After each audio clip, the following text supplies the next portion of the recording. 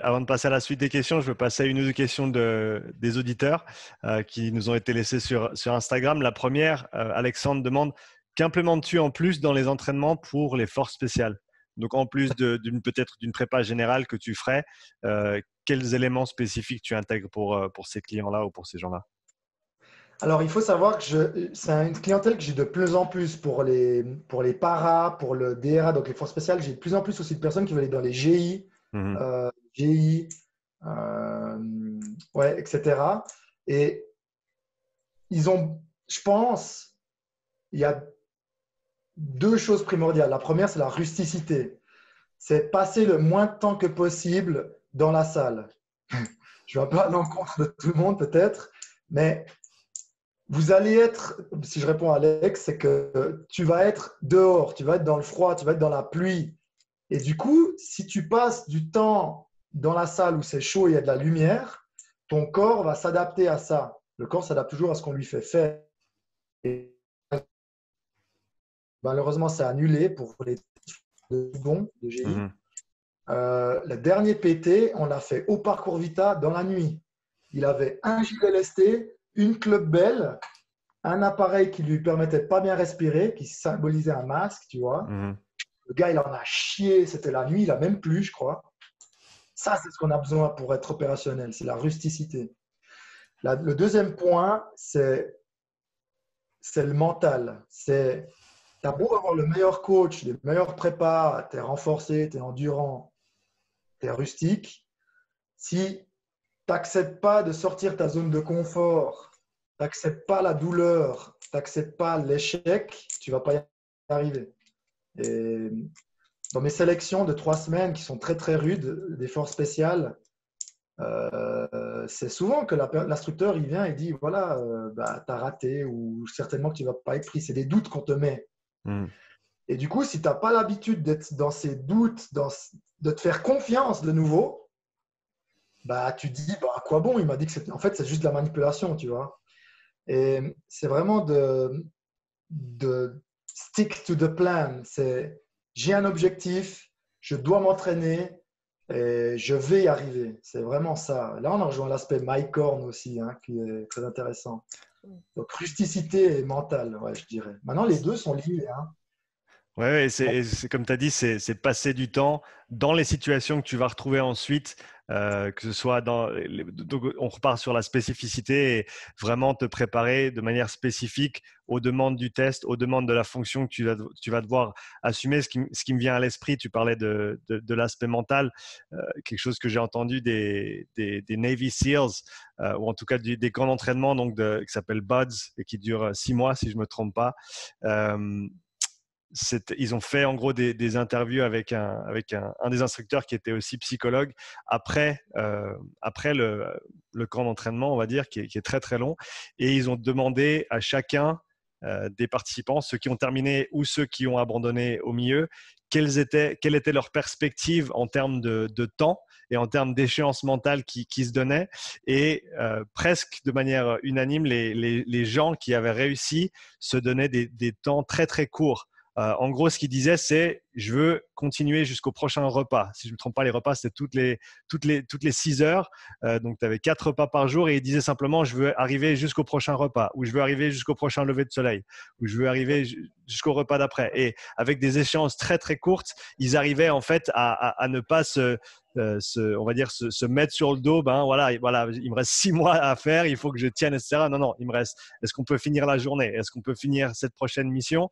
Et c'était comme ça qu'ils arrivaient au bout. Et ceux qui avaient des échéances, on va dire, mentales très, très longues, en général, ils faisaient moins bien que ceux qui avaient des échéances courtes. Ouais, ouais, super intéressant ça. Ça me rappelle des souvenirs. Alors, je ne faisais pas comme ça, mais euh, les échéances courtes. Et puis, que je voulais dire, voilà, samedi, j'ai un personal training avec une personne qui veut faire les tests pour les paras, une personne pour le DRA10. Je les ai samedi. J'aurais préparé plein de trucs en forêt de nouveau. Ils ont une surprise. On va se baigner dans l'eau à 5 degrés, après en rivière. Ça, c'est du mental. Les mecs, ils s'y attendent pas. Ils doivent sortir de leur zone de confort. Ils doivent chercher les ressources à l'intérieur. Alors, j'espère qu'ils ne m'entendent pas là. Et ça, c'est du mental. C'est se mettre des challenges. C'est de faire des trucs que tu n'as pas envie de faire, en fait. Et pour moi, il y a deux, si on parle de motivation, ça rejoint aussi le mental, c'est deux choses qui m'ont énormément aidé. Le premier, c'est le principe d'impermanence. Anicca en pali, alors on parle d'un autre thème, du bouddhisme, mais l'impermanence, c'est de se dire, même si c'est 3 semaines de marche avec un sac de merde, ben, cette période, elle va être finie tôt ou tard. Donc, c'est franchement les échéances que tu parles. Hein, c'est j'arrive à l'arrivée, what else? J'arrive à l'arrivée, what else? Pour nous, c'était toujours l'arrivée entre des postes. Et pour la petite anecdote, une fois, c'était une marche de nuit, c'était une très longue marche. Je me suis gouré dans les chemins. J'avais vraiment c'était pas bon. Enfin, c'est la perception que j'avais avec moi-même. Peut-être c'était fou, hein, ça se trouve. Et je me suis gouré de chemin, mais genre grave. C'était nous la journée. Je suppose que tout le monde est arrivé à l'arrivée. J'ai appelé à la radio, puis je l'ai dit à l'instructeur, voilà, je suis pas du tout là, j'ai besoin de 4 heures pour arriver. L'instructeur, il avait dit, écoute, c'est toi-même qui abandonne, sinon on t'attend. Je dis, bah alors attendez-moi. D'abord, j'ai dit, ok, je vais réfléchir, parce que je pouvais vraiment plus. Hein. Donc j'étais crevé et tout. Puis je suis arrivé, j'ai dit, bon, bah je me pose. Je me souviens, je m'étais mis en slip dans la forêt. J'avais mangé un truc, je m'étais posé 10 minutes, vraiment comme ça, regarder le ciel. J'ai dit, voilà, ça c'est fait, je vais à l'arrivée. Et à l'arrivée, pour la petite info, j'ai même pas pu dormir. Il y avait la prochaine marche qui est enchaînée, la prochaine mission. Donc je me suis fait, je sais pas combien, plusieurs jours sans dormir et tout. Mais dans ma tête, je me suis toujours dit deux choses. C'est l'impermanence, ça va se finir tôt ou tard. Et la deuxième, pour moi, un truc capital, c'est la. Je cherchais le mot avant. C'est pas la dévotion, mais c'est la. Comment tu peux dire des personnes de référence? Il n'y a pas un terme pour ça? Des role models, tu vois, Oui, peut-être des idoles ou un idéal que tu essayes de suivre. voilà. Ouais. Pour moi, pour moi, c'était Mike, comme je l'ai mentionné. Mike Horn, il a traversé la jungle dans avec sa La machette, machette, ouais. un sac de 40 kilos. C'est quoi mon excuse? Mike Horn, il est fait comme moi, c'est un être humain. Et pour moi, ça m'a tellement aidé d'idolâtrer des personnes. Et je pense qu'actuellement, je le vois de plus en plus, c'est que les gens, ils manquent d'idoles, en fait. Tu regardes, je ne critique pas de nouveau, mais tu regardes la télé, tu regardes des présidents aussi qui ne sont pas des exemples. Je parle des présidents, parce que j'ai ça en tête, je ne vais pas faire de politique.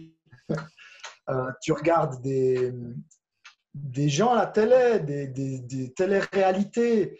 Ce n'est pas des exemples dans ce milieu-là. C'est peut-être des exemples ailleurs, pour le business, pour paraître beau, pour attirer les filles. Mais pour les forces spéciales pour le sport, à mon avis, ce n'est pas des exemples. Et on n'en voit pas assez de ces gens-là. Donc, ce que je lui conseille aussi, c'est de lire ce qui est intéressant à lire. Lire du Mike Horn, lire du SAS, lire du Navy Seals, Delta Force. C'est de vivre avec ça et puis d'avoir ce monde-là dans la tête. Alors, si tu ouvres l'Instagram et tu as des nénés et puis des gens qui sont tout faux, s'il y a une contradiction avec ce que tu veux atteindre. Et moi, j'essaie vraiment de créer un environnement plus homogène dans ce que je veux atteindre. Pour le powerlifting, sur Instagram, j'ai changé mes followers, j'ai mis plein de trucs de power, de strongman et tout. Et du coup, quand j'allais sur Insta, c'était pour voir ça. Quand je lisais ça, c'était pour ça. Et ça m'a aidé. Ouais. Je pense que la conversation sur les idoles ou en tout cas les modèles qu'on suit, elle est super intéressante. Je me demande si peut-être dans le monde actuel, dans la société actuelle, on a peur justement de se raccrocher à des idéaux ou à des personnes de référence, même si c'est entre guillemets des caricatures, parce qu'on sait que la plupart des héros, que ce soit dans la mythologie, etc., c'est des archétypes, c'est vraiment certaines caractéristiques positives ou négatives, poussées vraiment à l'extrême de manière disproportionnée, mais ce qui fait aussi la différence, et c'est ce qui est spécial dans ces gens-là. Est-ce que tu penses que peut-être l'éloignement d'une certaine manière de la religion de manière générale au niveau social nous empêche ou fait en sorte que les gens ont peur de se raccrocher à certains idéaux parce que peut-être que c'est trop proche de la religion. Je ne sais pas si tu vois ce que je veux dire, si j'ai bien formulé ma question. Est-ce que tu veux parler de religion ou de mythologie? Tu parles vraiment de religion, toi? Alors, peut-être, la façon dont je le vois, c'est que, en tout cas, dans ces dernières décennies, au niveau social, au niveau général, la religion n'a pas un rôle prépondérant, ou en tout cas n'a pas un rôle aussi positif qu'il a été dans le passé.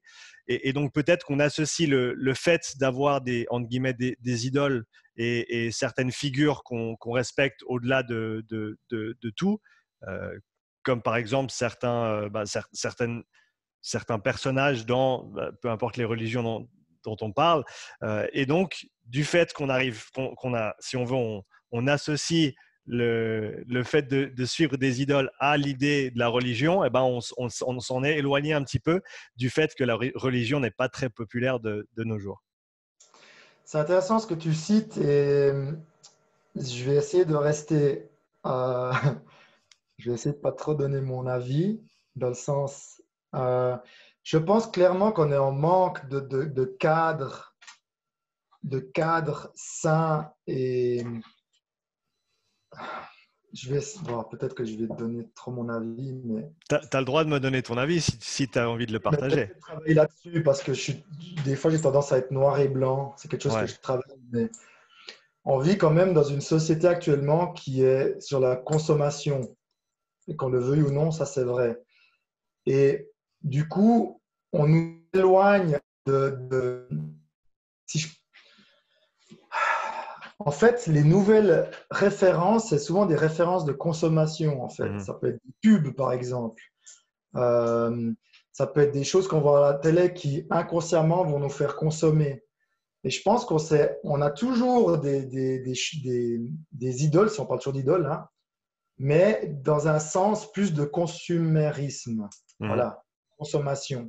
Ouais, donc ils sont peut-être des idoles qui sont moins reliées à un idéal, même caricaturé, qu'on essaye de suivre, mais plutôt, voilà, c'est avoir du succès dans son entreprise, par exemple, être bien en business, la présence sur les réseaux. Et donc, en gros, on continue à chercher ça, mais ça a été un petit peu, entre guillemets, dévié. Et maintenant, c'est plus vers un idéal peut-être comportemental de Oui, quelle est la meilleure personne que je puisse être au quotidien pour moi, pour les gens autour de moi. Mais maintenant, c'est passé à comment est-ce que je peux faire en sorte que mon image soit transmise de manière positive et, comme tu as dit, plus basée sur le consumérisme. oui. Et pour ça, il y a Yuval Noah Harari qui a écrit Mhm. Homo Deus, Homo sapiens, qui parle bien de là, c'est que il y a quand même eu une période où il y a eu des abus au niveau séculaire, où il y Mhm. avait trop de ça, trop d'idolâtrie, trop de faut être comme ça. Et j'en reviens, moi, toujours à la voie du milieu. La voie du milieu dans le bouddhisme, c'est pas l'attachement, mais c'est pas l'aversion. C'est pas tout est bien, tout est mauvais. Et la religion, à un moment, je ne suis pas spécialiste en religion, mais a été trop. Il y a eu des persécutions, on le sait très bien. Euh, Si tu penses autrement, tu es au bûcher. Voilà.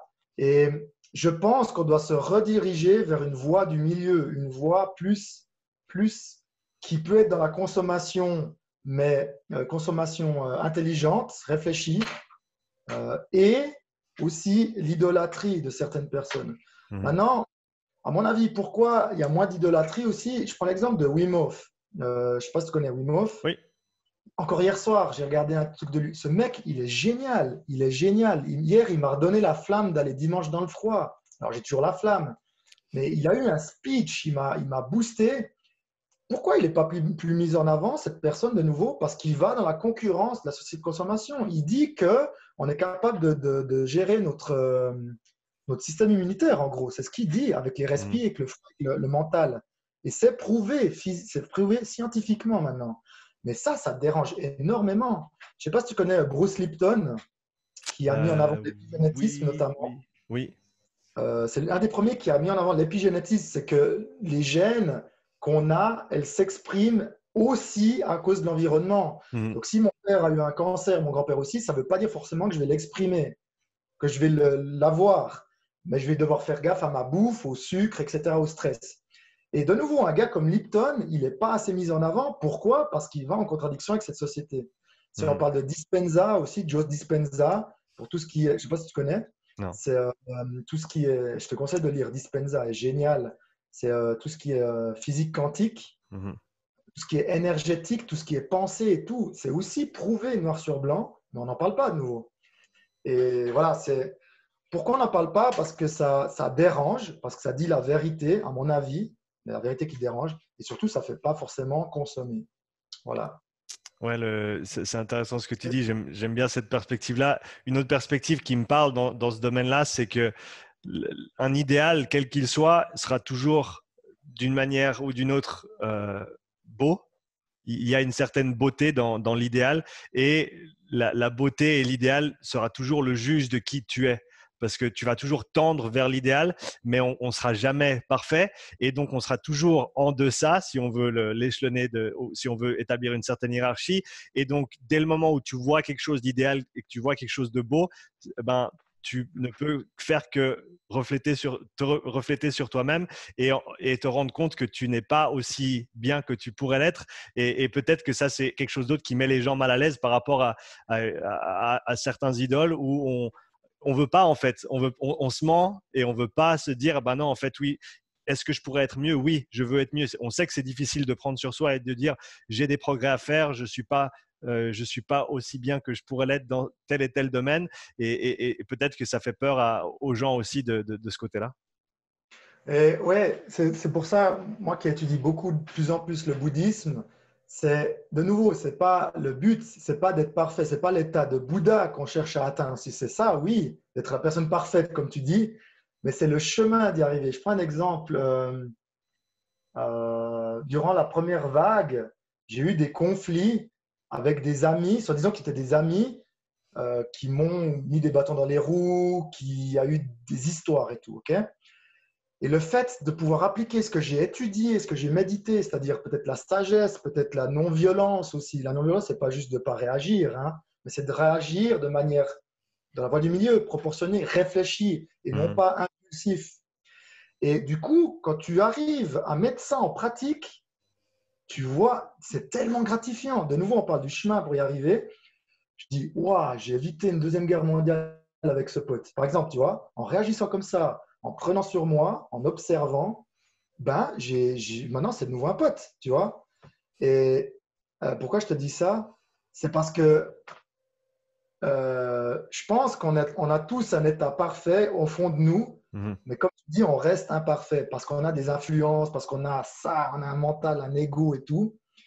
Mais de pouvoir progresser jour par jour dans cette perfection, c'est tellement trop cool, quoi.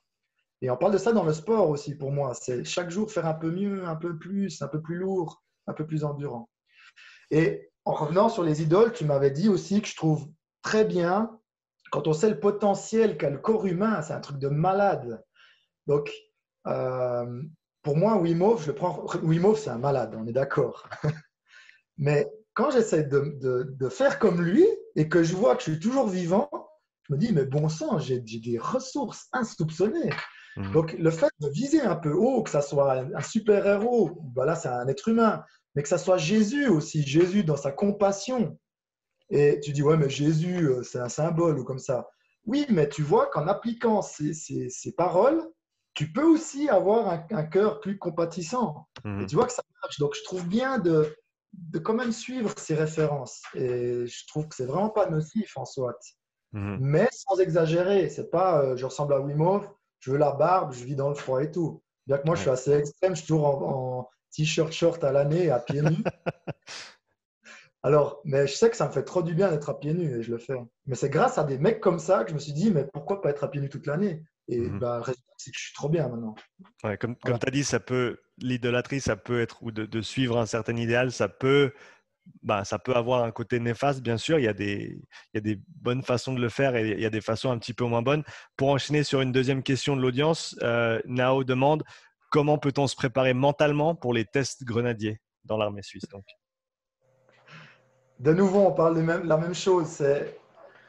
C'est sortir, prendre des sacs, c'est prendre une carte. Ça, je le faisais souvent quand j'étais jeune. J'ai commencé à, je sais pas, à 15 ans à faire ça. Avec des anciens déjà. Je demandais à des gars qui étaient à l'école de recrue ou qui venaient de finir. Je les contactais. Mhm. D'ailleurs, un de mes meilleurs potes, c'est lui qui m'a motivé à aller comme grenadier. Et j'allais marcher avec lui. Et déjà, il me parlait du métier, de l'armée et tout. Donc, je m'informais. Je pouvais du coup me faire une rêverie dans la tête, jour et nuit de ça. Et deuxièmement, c'est de prendre une carte, c'est de dire, OK, là, je suis à Lausanne. Bon, Lausanne, c'est peut-être un peu pourri, parce que c'est en ville. Mais voilà, je suis à Savigny et je dois aller à Rocher de Naye. Et puis, je trace 2 coordonnées et après, je me dirige avec la carte jusqu'au rocher de nez. Ça, c'est rustique, c'est physique. Tu as un sac. À la limite, tu dis au rocher de nez, je dors dehors la nuit. Ça, c'est ce que je faisais moi, hein. Mhm. Je me suis fait une crête du Jura complète à 15 ans avec mon sac. J'ai dormi 2, 3, 4 nuits. Tu n'as pas meilleur entraînement pour e-zone. Mhm. On parle, nous, de sortir de la salle et puis de l'écran et puis du confort. Ouais, ça c'est un sujet qui revient assez souvent maintenant dans le milieu de la performance sportive, c'est que si on veut la duresse mentale, si on veut l'appeler comme ça, elle est forgée dans les situations que tu vas vouloir ensuite, dans lesquelles tu vas vouloir performer pour ton sport. C'est pas c'est pas en retournant des pneus toute la journée que tu vas devenir meilleur à jouer au rugby, par exemple. Est-ce que ça peut être un outil spécifique à un moment donné dans l'entraînement? Oui, mais juste se taper la tête contre un mur parce que c'est dur, ça ne veut pas dire que dans des situations de stress émotionnel et physique intense sur un terrain de rugby, par exemple, ça va nous rendre meilleurs. Donc vraiment, faire les choses auxquelles tu vas être exposé, te rendre confortable dans les situations inconfortables que tu vas retrouver dans ta pratique et dans ton sport pour ensuite être meilleur dans cette discipline de manière spécifique. Oui, et du coup, on gagne du temps et de l'énergie à faire du plus spécifique. Mmh. Mais encore une fois, je trouve vraiment utile qu'un rugbyman fasse à une période en off-saison du tournage de pneus parce que ça lui permet de faire autre chose. Ça lui Mmh. permet de voir qu'est-ce qu'il est capable, son corps humain, à part lancer une balle et de courir. Donc, c'est gratifiant aussi de changer. Et pour en venir à cet aspect, il ne faut pas oublier que le spécifique est très bien, mais le cerveau a besoin de nouveautés permanentes. Donc, c'est toujours bien aussi de changer.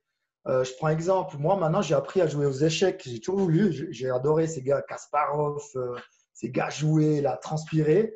Et j'ai appris ça avec ma chérie, mais c'est génial parce que le cerveau, de nouveau, il apprend quelque chose de nouveau et tu en vois après les bénéfices partout.